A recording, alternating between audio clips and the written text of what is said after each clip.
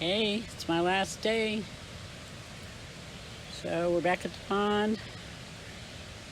I wanted to let Pepper swim, but I'd really like to sit down and relax, and the water's higher today.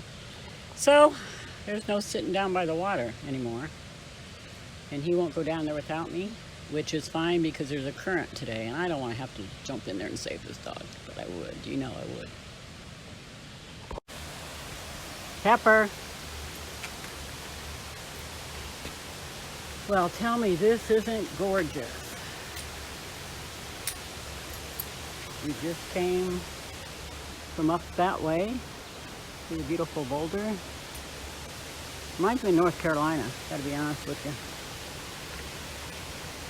you. It is a beautiful campground. I mean, it's a little primitive right now, but they're working on it. Some signage would help.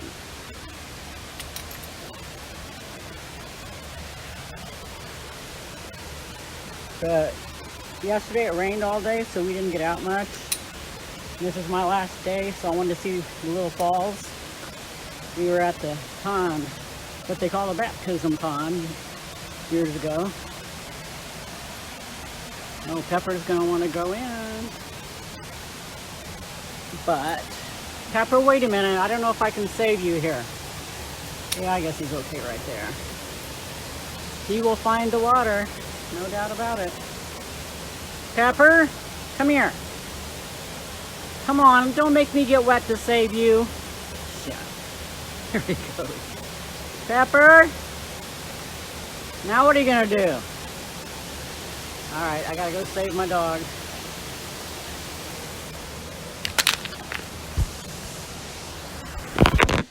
This is beautiful. Very pretty. Now that would be fun to sit right there and let that water rush over you. And if it was a hot, sunny day, I would be doing it, but I'd probably have to leave Pepper home. I don't know. So the creek goes on. We had a heavy rain, so that's why it's probably rushing really good today. And the pond's right down there, I believe. I think I'll take Pepper down there. He can swim better there. Quick snap of this. Is that pretty? You know, I hate this iPhone for a camera. I am going to get a GoPro. First thing I do when I get settled in Indiana. Because I got some beautiful scenery here. And this, I got an app. Can't remember what it's called. Applet or something like that. It hasn't done anything better than my iPhone. In fact, I think it makes it blurrier. Good morning. Well, it's takeoff day. I gotta let Pepper do his thing before we take off. I gotta unhook the electric. It's been an interesting 4 days. Still trying to debate whether I'm gonna tell my opinion. I met a wonderful Christian lady here named Nan, and a nice Christian man who helped me a lot named Mark. So shout outs to them for showing the spirit of love and Christianity I was seeking when I came here to see what this little community is all about. If it wasn't for Mark, I wouldn't have had electricity, and that's a lifesaver. So I'm forever indebted to him. So now I have to check my tires. They're all cool. U-Haul came out and reattached my, well, they sent somebody out to reattach my, batten down my car again. Since the first guy didn't do the straps tight and didn't hook the chains up.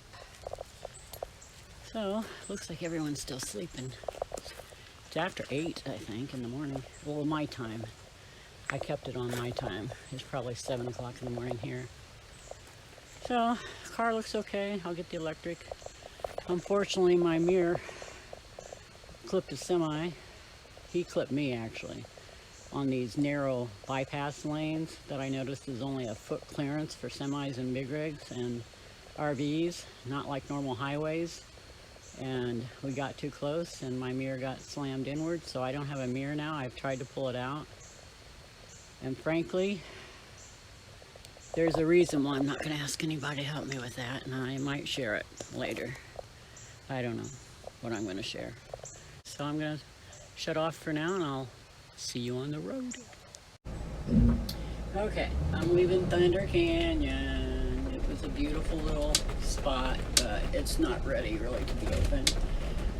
They're lining these campsites up side by side with no foliage in between them.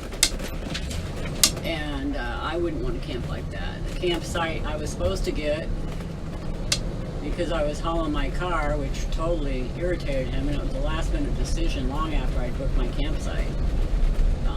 That was a big fiasco, and he made me move to this campsite where it really wasn't a campsite. I was just parked in a driveway, and if you walked out, you had to go down some railroad ties, which he told me were snake infested, rattlesnake infested, to get to a picnic table. And so I didn't feel like I had a private campsite.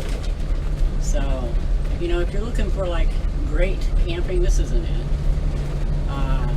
I personally feel like the RV Odd Couple are just trying to get other people to support their goals, their, you know, financial security in life. They seem to be wanting to, they're not a cult, okay? A cult would be a religious leader, and John's no religious leader, trust me. I saw nothing of the Spirit of God in him. You know, he kept saying, God must have been on your side because my car was about ready to pop off the trailer. And I said, yeah, a lot of people were praying for me. And I said, you know, maybe he knew me coming here with godly people would be a good thing. And he kind of accused me of coming here because I knew they would help me. Well, when I was coming here, I didn't think I needed help, except maybe someone talked to me about the TPMS system. I didn't know my cord would drag and need to be replaced, which Mark kindly really did. John stood around barking orders. There was just no kindness.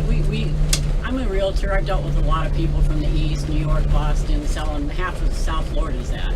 So I understand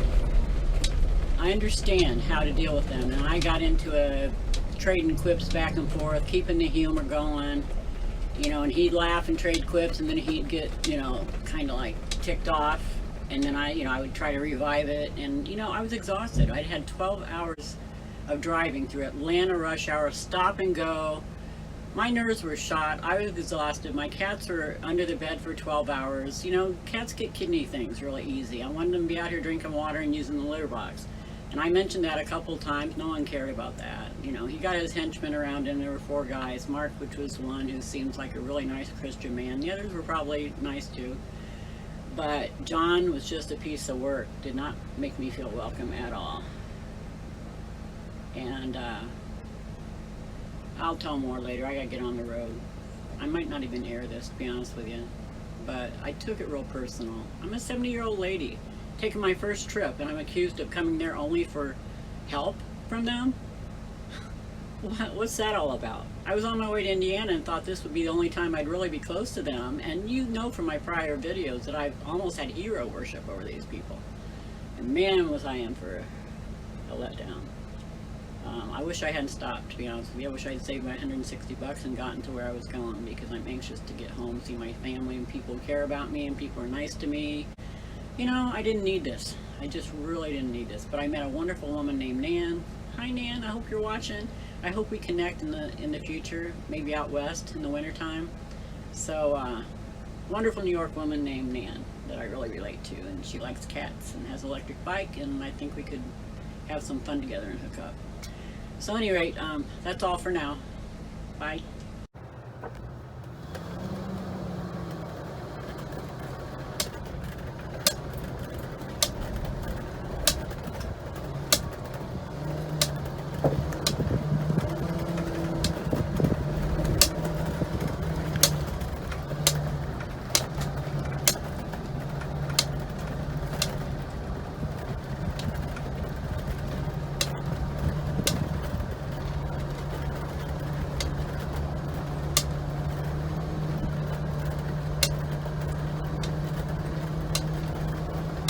This is a new part of the campground. It looks absolutely horrible. You would have no privacy. And this is where I booked for the 4th of July. So I hope they'll give me my money back. I'm not coming back here.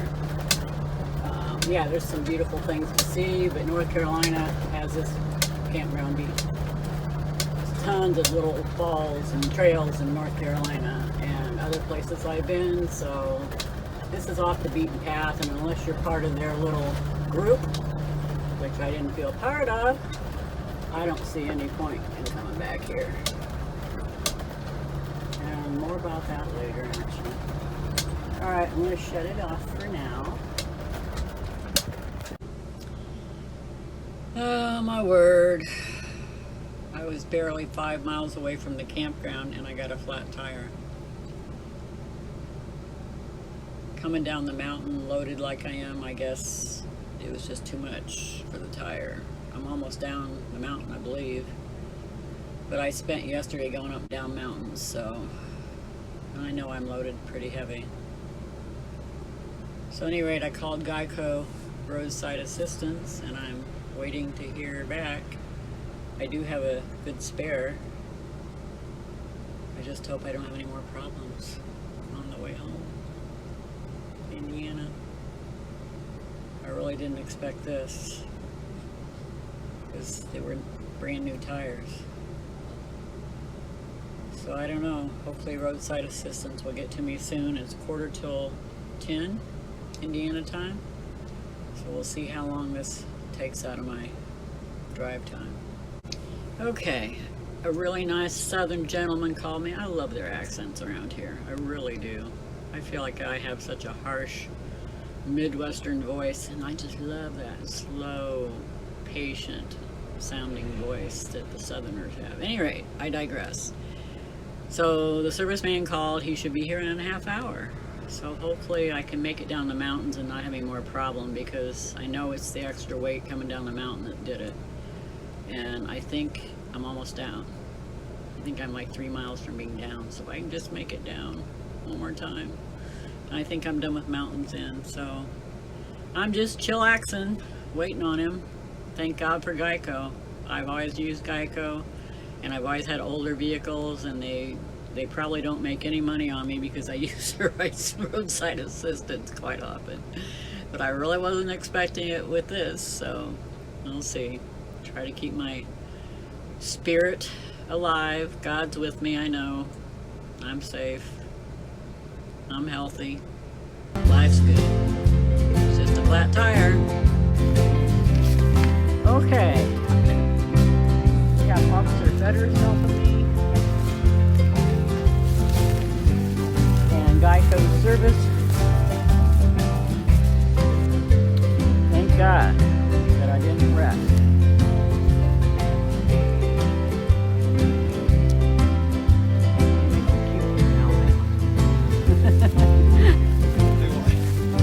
They make them cute here in Alabama. I love the draw.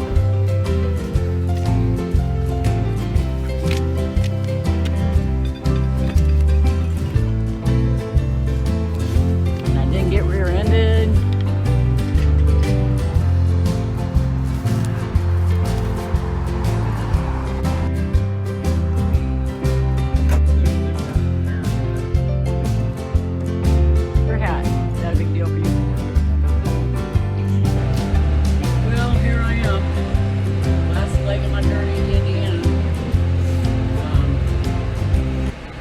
In the back with all the semis. It was really kind of freaky.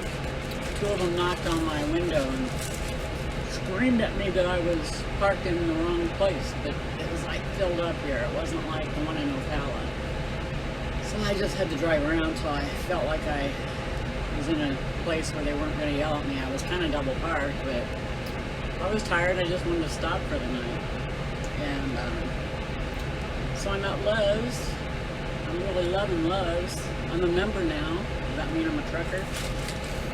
So I have probably about an 8-hour drive, assuming nothing happens. Gas is $4.29 in White House, Tennessee.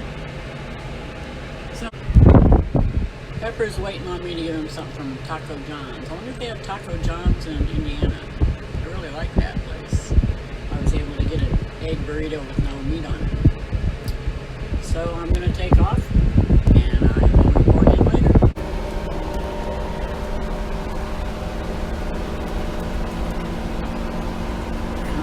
Country road, take me home to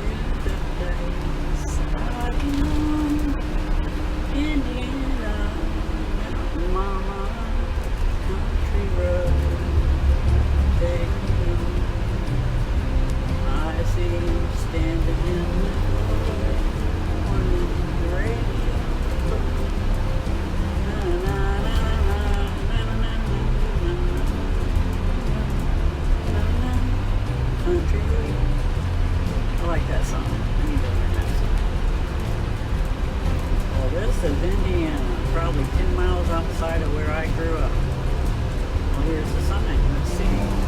Warsaw, 12 miles. And I'm low on battery, as you